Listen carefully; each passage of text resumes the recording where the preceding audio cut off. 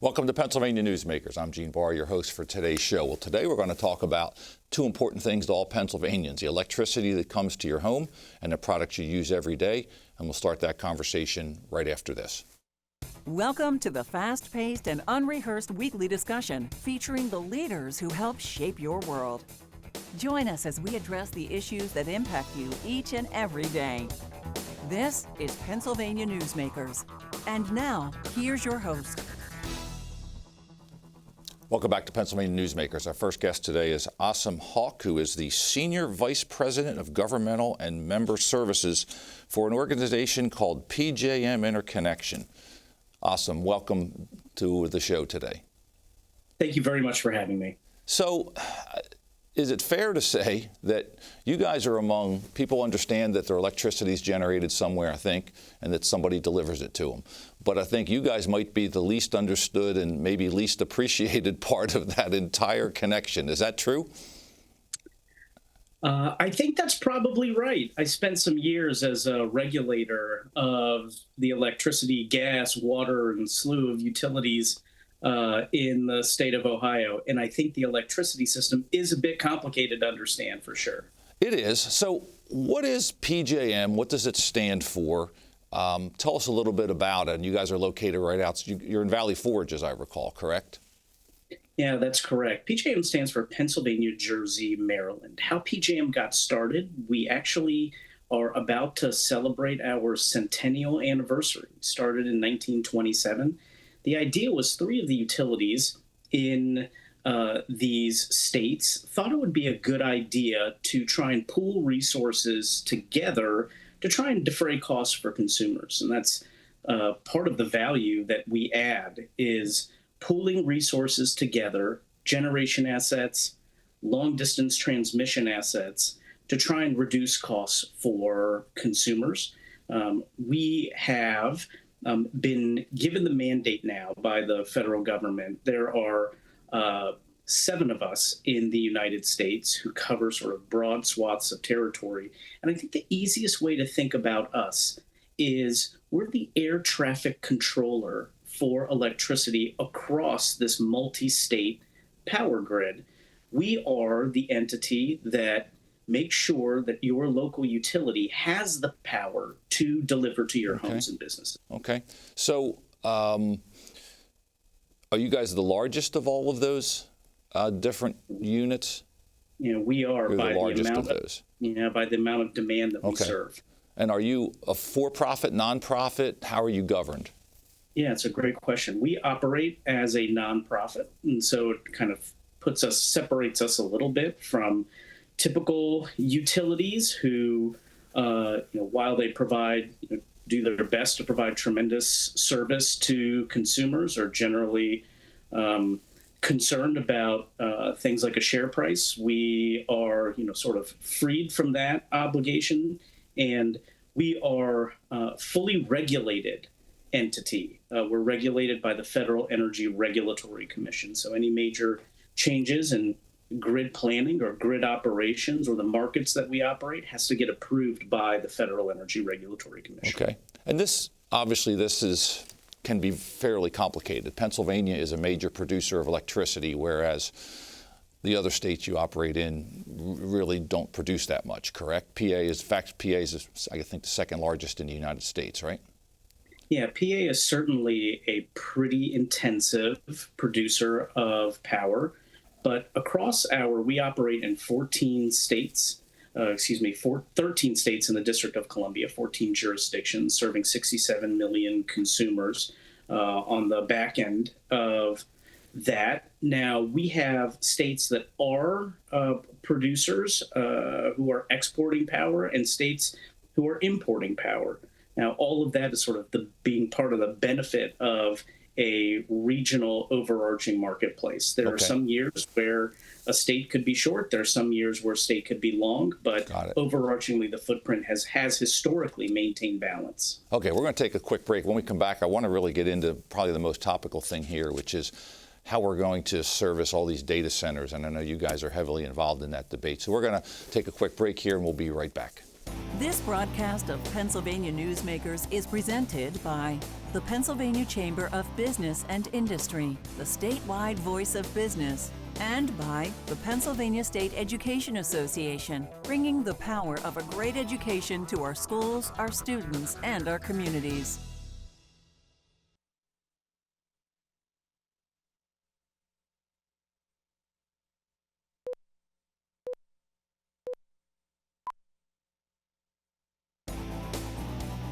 This broadcast of Pennsylvania Newsmakers is brought to you by the Pennsylvania Highway Information Association, the go-to source to learn about transportation projects and issues.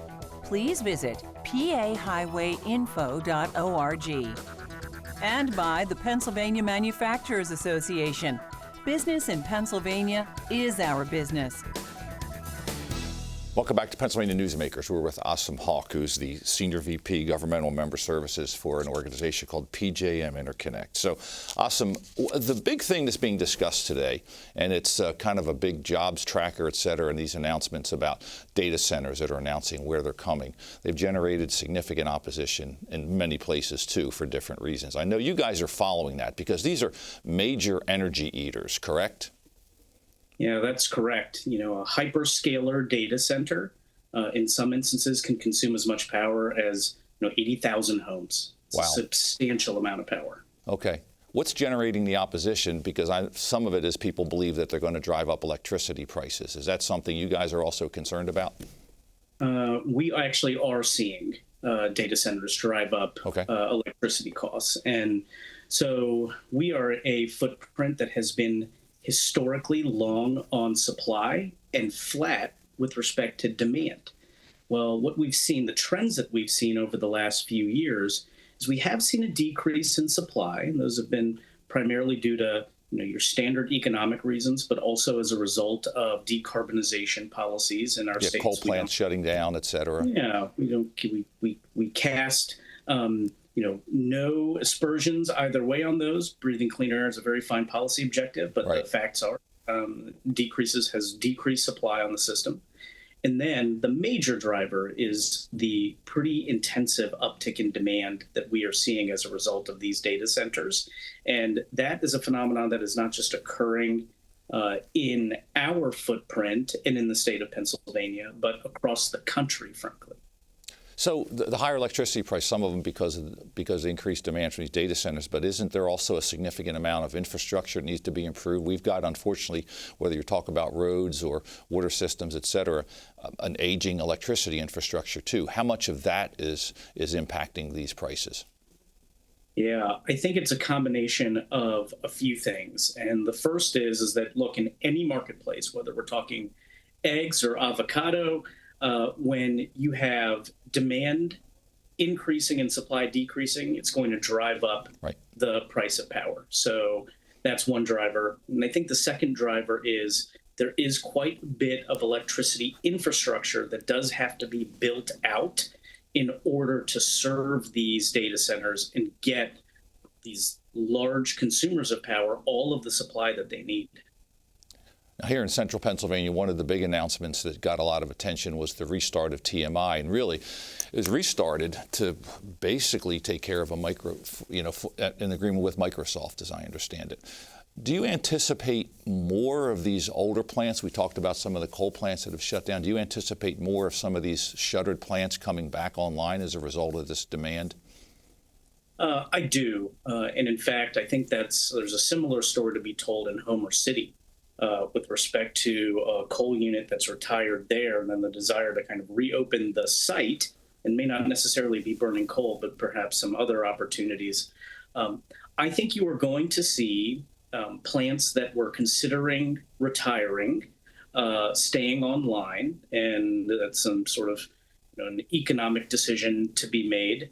But ultimately, what we're really going to need is a lot more new supply, because even that pool of resources that we're planning on retiring that choose not to, or shuttered coal plants, that pool of resources is finite ultimately. And so we are going to need a lot more new supply to service this demand. And you're agnostic about where that supply comes from. Of course, Pennsylvania is a major generator of electricity from natural gas. We talked about the fact that the coal has fallen down. We've you have TMI coming back, but also wind, solar. You guys don't care where it comes from. You simply say we need more generation. Yeah, we need every watt that we can get. We are totally agnostic with respect to fuel type. But one thing that I do spend time with policymakers talking about is, while when you flip the switch, you don't know whether the power you're consuming came from a coal plant or a gas plant or a nuke plant or a solar farm or a wind farm.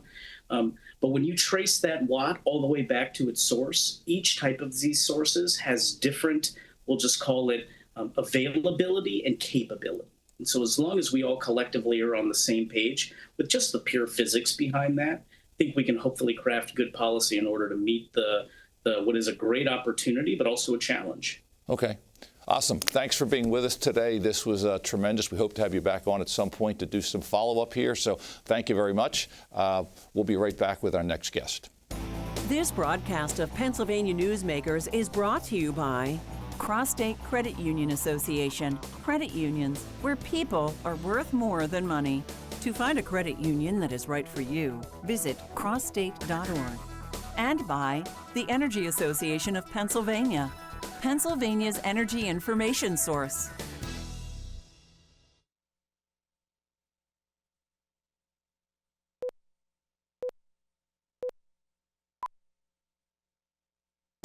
This broadcast of Pennsylvania Newsmakers is brought to you by the Association of Pennsylvania State College and University Faculties, representing the faculty and coaches who are devoted to providing quality public higher education for Pennsylvania's college students.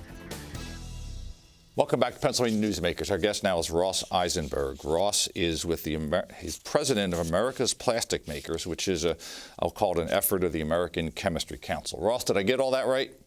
You did. Great to be here. Thanks for having me. Thanks for joining us. So first, let's start off. What is the American Chemistry Council? It almost sounds with that there's an element of education that's part of that. Yes, absolutely. So we are the trade association in Washington that represents the American chemical industry, so chemical manufacturers, of which there are quite a few in Pennsylvania. Within that, I lead our plastics division, and we call it America's Plastic Makers. You've probably seen our ads on television. And essentially, it is a lot of the same companies, but it's the plastic manufacturers. We're the ones that take it from the raw materials, frankly, the natural gas that comes out of the ground, turn it into those plastic pellets, and then sell it to all of the companies that turn it into all the things that we use plastic for.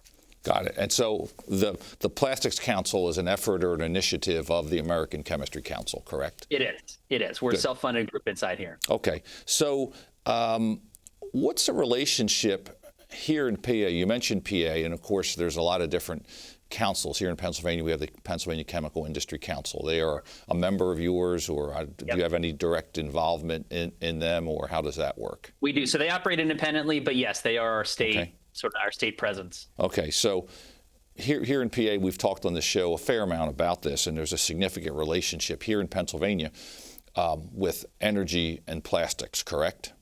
Correct. Yes, it is. It's really amazing. So going back 3 jobs ago that you had and 3 jobs ago that I had, we started talking about the shale renaissance and how it was going to be this humongous driver. Obviously, Pennsylvania is so well situated with the Marcellus Shale formation right there. And, going all the way back to 2008, 2010, we were all saying, hey, this is not only good for energy, but this is going to spur a major renaissance in manufacturing. 20 years later, 15 years later, we were right. And it's happening right there in Pennsylvania. So that natural gas, and again, it requires a little bit of explanation here. In the chemical industry, and in particular on the plastics industry, we use natural gas, including the specific kind of gas that you have in the Marcellus Shale, not just for energy, but as a feedstock. So it actually has the raw materials that you can make chemicals from, in addition to the energy inputs. And it gives the U.S. a tremendous competitive advantage. The rest of the world uses oil, which is more expensive to make naphtha. We use natural gas in the U.S. to make ethane and ethylene, and it makes us globally significantly more competitive. So all that time we were saying, hey, develop this resource, manufacturing will come.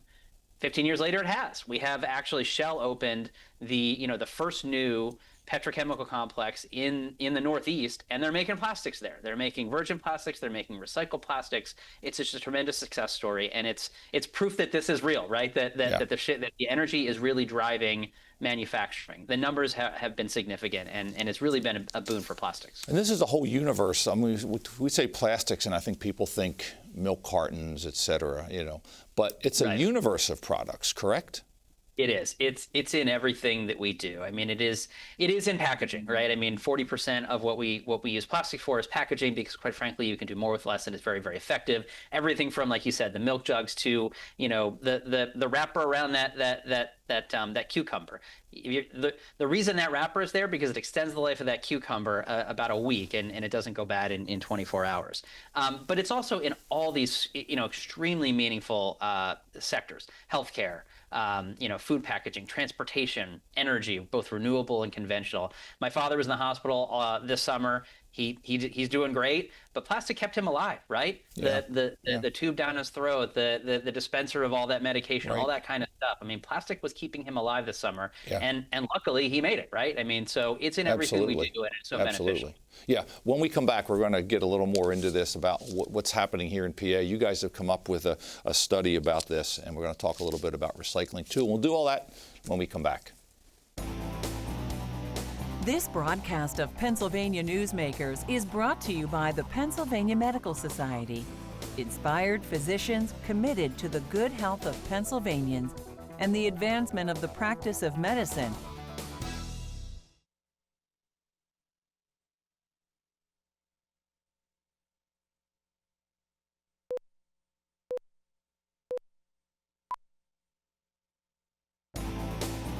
This broadcast of Pennsylvania Newsmakers is brought to you by Pennsylvania American Water. We keep life flowing across the Keystone State. Welcome back to Pennsylvania Newsmakers. We're with Ross Eisenberg. Ross is with President of the America's Plastic Makers, which is an effort of the American Chemistry Council. We're talking about various issues with that. So you guys also just did a manufacturing study in the U.S. and including more particularly on Pennsylvania. And I know we've talked a little bit about what it means to PA. Anything else in there interesting that we really ought to focus on? I mean, yeah, the industry is quite large in Pennsylvania. So there's about 580 plastics facilities in Pennsylvania in the Commonwealth, and there are about 38,000 jobs. So a very, very large employer in the Commonwealth. Generates about $2.7 billion in wages, $16.8 billion in industry output. This is a big deal for our industry, which has largely been concentrated in Texas and Louisiana, which is probably not surprising given the energy down there. But now we are expanding, right? And so a lot of those Rust Belt states, formerly Rust Belt states, but Pennsylvania, Ohio, we are growing, and this is a place where we really have a big presence. Well, and you talked about the fact that we're using natural gas as opposed to what some of our foreign competitors using oil, which increases their cost.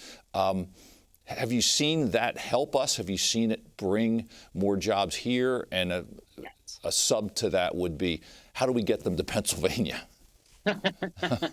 So the short answer is yes. I mean, so since 2010, we've been tracking here at ACC sort of new starts largely from the shale renaissance across the United States. And there have been about $200 billion worth of announced projects since 2010 driven by shale gas. 40 billion of those, so 20%, are plastics. And a lot of them are happening up in your neck of the woods, which is really pretty wild, given sort of the way that we've done things over the years. So definite growth. At the same time, there can be more growth, and to your question, I mean, we need to fix, just like every other industry, the way we permit these facilities, the way we do the regulations for these facilities, and basically eliminate ambiguity so that when companies want to invest in these places, they actually know that they can build them, and that there will be a time that they can actually put that shovel in the ground and start to bring these jobs to the state. That is not happening yet. A lot of that is federal, and I'm a federal lobbyist, so a lot of that is happening here. Pennsylvania has done the hard work already. It regulates our recycling processes, all recycling as manufacturing. Not every state does. So frankly, you're a little bit ahead of them. But we're working really hard to get essentially better regulations so that when companies want to bring one of these these facilities to the state and grow jobs in the state, they can actually do it. Yeah, so Pennsylvania has had a reputation of being tougher from a permitting basis, and there's been a lot of discussion about that. So what I take it, your advice to Pennsylvania would be not only certain things that you need to do, which is accelerate that, but I'm sure there's a couple things that you would advise them not to do, correct? Yeah, I mean, so, and we've lived this on how many issues, right? Pipelines, mining, all this kind of stuff. The enemy of a project is time, right? So what, laws are not the issue, right? I mean, regulate us. I mean, the chemical industry and the plastics industry are the two heaviest regulated industries across the country, as they should be. So regulations are not really the problem. The problem is the last thing you want is somebody stuck at a permitting office or at the state DEQ that doesn't know how to make the decision because they can't figure out what to do, and it just drags on for decades, right? Yeah, that is what we're trying to avoid. So anything that can help us get to an outcome, that is the most important thing, and there's ways to do that to speed up that process. Have you seen tariffs or the threat of tariffs impact the industry at all at this point? They do and they don't. It depends on what you make in plastics, because there are different kinds of plastics. Overall, we're actually net exporters of plastics. We have a $22 billion trade surplus in plastics, which means we actually are producing more here than we can use. So we supply the rest of the world. Tariffs have to be real careful, right? I mean, you have to be real careful with trade policy because you don't want to mess that up. It's obviously an economic driver for us here. The Trump administration's been listening. They've been responsive to us on it. Our goal has been to just try to educate as best we can. But it depends on what you make. Now, you had referenced the whole recycling thing, and in the brief time we have left, you guys have a three-point plan for recycling. And you already mentioned a little bit of that, which was you're treated as manufacturing instead of waste. So what is your three-point plan? How's it working? Yep. So the 3 points are treat all recycling, and in particular plastic recycling, as manufacturing so that we can actually build it and regulate it as manufacturing. Number 2 is consistent national recycling standards. We have 7,000 different municipalities doing 7,000 different things. I can't recycle glass in my town. I can do it the next town over. Every state's like this. We need some consistent recycling standards that can help municipalities upgrade and do it better. And then lastly, I've been involved in a UN process trying to get global standards both to clean up plastic waste and to help essentially drive recycling. We need that to come to a close in 2026, and I'm hopeful that it will. We're making progress on both of those, on all 3 of those things. We're hopeful that Congress will act. There's actually a bill that was introduced today that will help us on the first point on treating it as manufacturing. But we're slowly getting there. We appreciate what Pennsylvania's doing. We think this is a really big state for us and a place where we can really grow. Real quick, we only have a couple of seconds. The industry has a goal of 100% recycling by 2040. Is that realistic? Can you make that? Well, we wouldn't have put it out there if we didn't think we could get there, but I have to admit, things are going slower than we would have liked, right? A lot of that, when we put that plan together in 2020, was based on significant growth, particularly in a type of recycling called advanced recycling. And it hasn't quite moved the way that we wanted to, particularly because it's not regulated as consistently as it should be. So there's still time. That's great. Let's hope we can get there. It's all important. Ross, thanks for being with us. Look forward to having you back on again. Appreciate it. Thanks, Gene. Great seeing you. Thanks for joining us on Pennsylvania Newsmakers. We look forward to seeing you again next week. Thanks.